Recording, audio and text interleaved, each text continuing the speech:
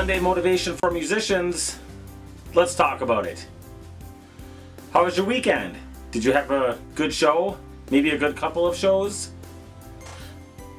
Are you looking forward to this Friday and Saturday when you get to play again? The odds are, if you're out there and you're jamming out a lot, you probably are waking up on Monday going, if you have a, day job like most of us do, going, oh my God, it's Monday. Thank God for Sunday when you can relax. Right? Because especially if you're traveling, we play Wisconsin quite a bit. Coming home on a Sunday, you're like, oh my God, get home at like 3 o'clock in the afternoon. All you want to do is sleep, watch Netflix, go to bed. Don't want to do nothing.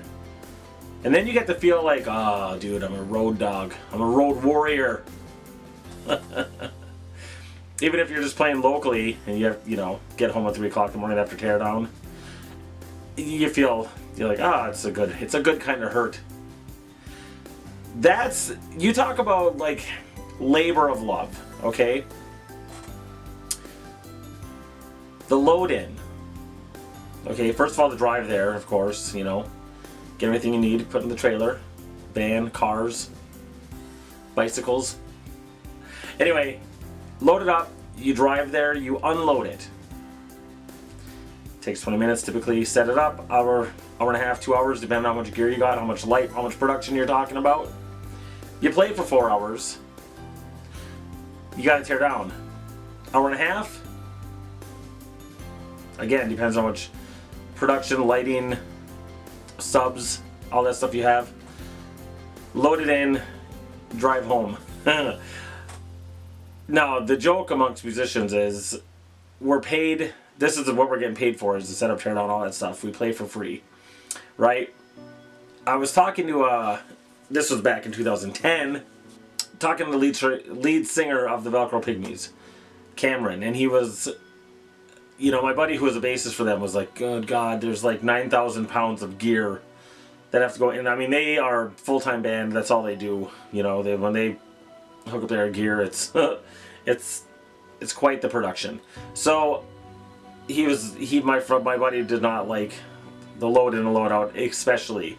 Very tough. But Cam, who's the leader of the band, was like, it really is a labor of love. And to me, that's when those words really hit home, because anything else is not a labor of love. If you were to ask me like, hey, can you I don't even have a good example. Bill Burr talks about the only times he wants to kill himself is when he has to cook a pie on Thanksgiving Day.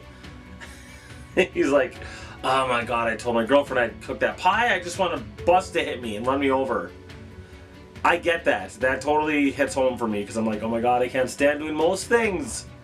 I have found out through the years that when I was living in Utah, Ogden, Utah, I left a band, or I was between bands, okay? And I found myself taking a pair of drumsticks, taping them to the back of my Chevy Blazer, just in case I need them for emergencies.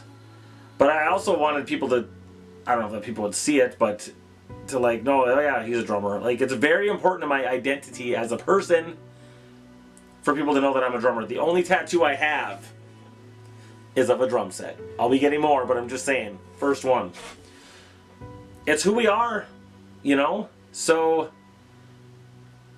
whether you're playing one show a year or 8 shows a month, you know what I mean? This is a labor of love. We do it because we love it. And a lot of people say, well, I'll do it till it's not fun anymore. Yes and no. If it's not fun consistently and you're starting to really dread it, or dread the people you work with, then maybe it is time to move on and get your own project going. But you don't stop.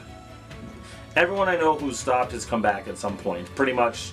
There may be a couple exceptions here and there, but overall, it's like, they're like, no, I'm done, dude. Done. Like, you're not done. Give it 5 years, they'll be playing again. Sure enough, there they are, jamming, doing something else.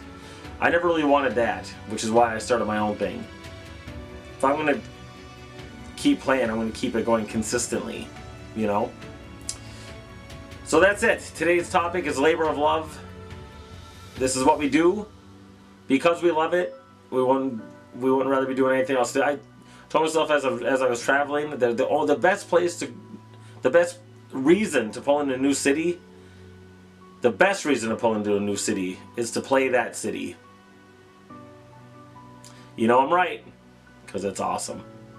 Keep on rocking. That's what Cairo stands for, keeping you rocking on. I'll make that into a hashtag or something. Talk to you guys later.